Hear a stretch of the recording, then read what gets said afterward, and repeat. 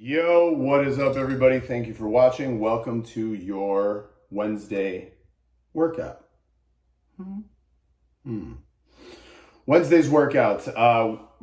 First, let's start by talking about the skill portion. What we have today, 4 sets every minute on the minute, max reps in 20 seconds of strict handstand push-up. All right, number 1, why strict before kipping? I know I talk about that a lot. Well, it's pretty simple. We don't really need to spend a lot of time talking about it. The concept is not an overly complicated, overly technical one.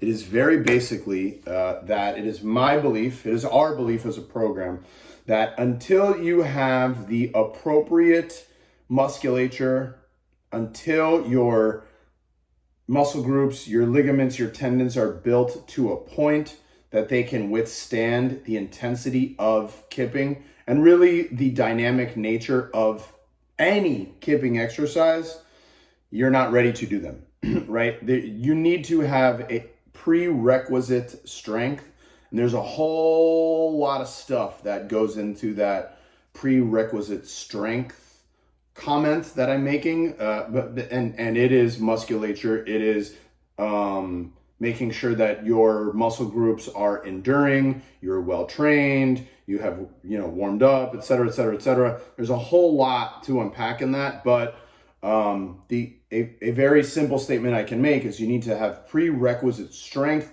prior to doing any kipping exercises. Now, we have taught them in the gym kipping before strict.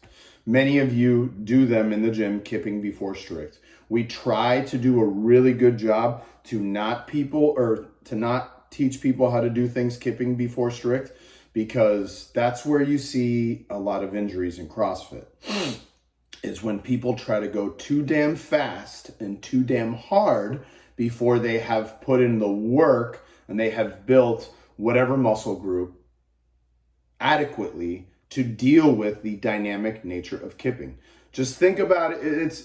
They're really easy to think about in regards to the muscle up, right? Whether or not you can do a muscle up, you can watch someone jump up on the rings and do a very violent, you can even hear the straps of the rings when someone jumps up and they grab the rings, you hear like an aggressive pop.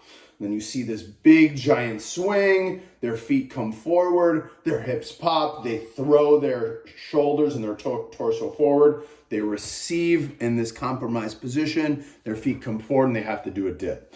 Honestly, that is not great on your shoulders. Now, it's not detrimental if you have that prerequisite strength, if your tissues are built up to protect the shoulder girdle from that dynamic swing that you're doing. But if you don't have that, all you're doing, especially on pulling exercises, is all of your body weight, throwing your body weight around like that, the load is on your shoulders of your entire mass. So what we want to do is we want to develop as much strength. Strength doesn't always mean bench, deadlift, squat, right? It's not always for the big, strong folks. I mean basic prerequisite strength prior to doing kipping, right? So that's a very big mouthful, urging all of you at home to please, please, please do your exercises and your workouts strict before kipping. Even for this, I would prefer you did push-ups instead of doing kipping handstand push-ups if you don't have strict handstand push-ups. I would prefer you did dips. I'd prefer you did a Z press. I would prefer you did anything strict, slower than a kipping exercise if you can't do kipping, okay?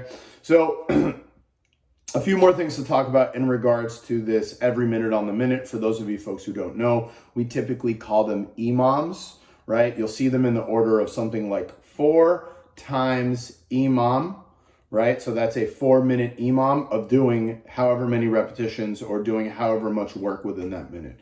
And what we're asking people to do for today is within that minute, we're going to give you 20 seconds.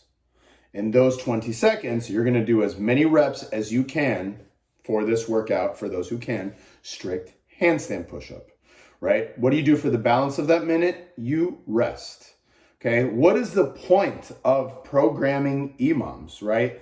Well, in my opinion, there's certain exercises that fit into EMOMs and there's certain exercises that don't. And really what we're trying to do is to create what I call a bottleneck and force people to do a lot of work in a short amount of time, give them a consistent amount of rest, and see if they're repeatable. Now, some other people just use EMOMs to write different creative workouts. That's not the intention behind EMOMs ever. That's just like the Tabata rep scheme. It's not meant to do creative workouts. It's actually meant to elicit some sort of stimulus, and it is a strategy that coaches use to restructure workouts to force you guys to do more work in a shorter period of time. So that is the overall intention behind doing an EMOM, so you guys understand it. I think it's important that you guys hear that, so whatever techniques or methods or strategy you're going to use is well dialed in. Okay, outside of that, the boys, Sean and Frank, they're posting a ton of substitutes that you can do for handstand push-ups. We'll post a few more. If you have any questions, please post them and we'll help you out.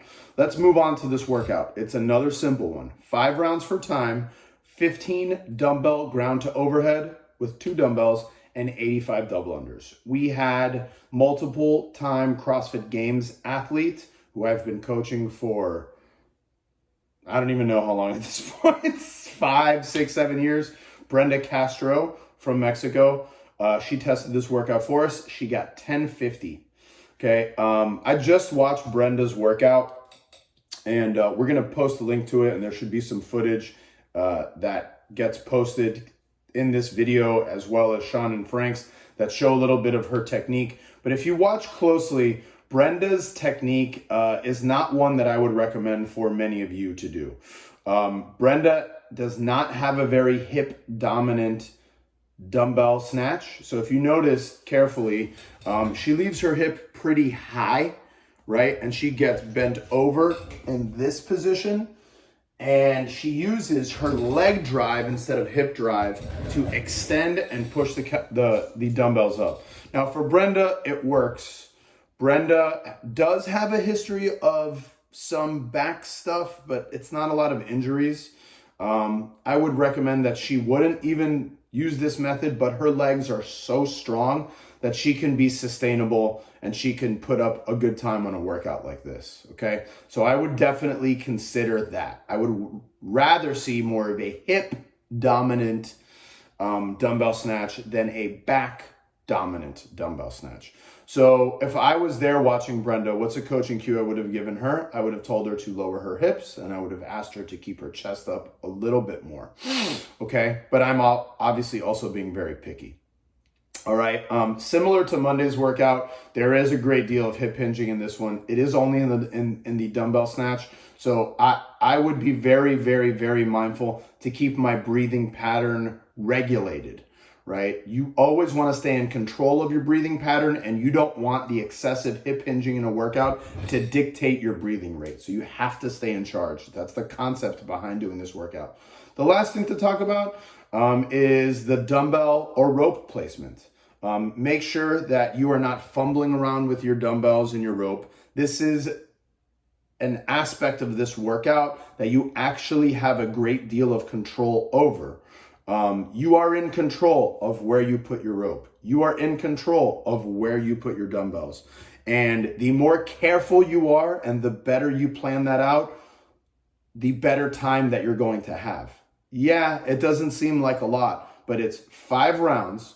And if for each of these rounds you are fumbling with a rope and fumbling with 2 dumbbells and throwing dumbbells like a savage, you will suffer as a result. Your time will, right? And that's not what we want to do. The last thing, actually, I'm going to add one more thing. Notice carefully, I know I keep saying dumbbell snatch, but technically it's dumbbell ground to overhead. So if you are choosing to do a clean and press or clean and jerk, that is absolutely acceptable. It will definitely take you longer, but that is acceptable. Now, what weight do you choose? I would recommend 50 pounds for men, 35 pounds for women. Now remember, you're using 2. If that is so heavy that you cannot do at least these reps in half, you should probably consider scaling a little bit more. 2 dumbbells, ground to overhead is not as easy as you think, so don't take it lightly. All right, very good luck. Thank you for posting. Thank you for watching. I appreciate you guys. We'll see you tomorrow.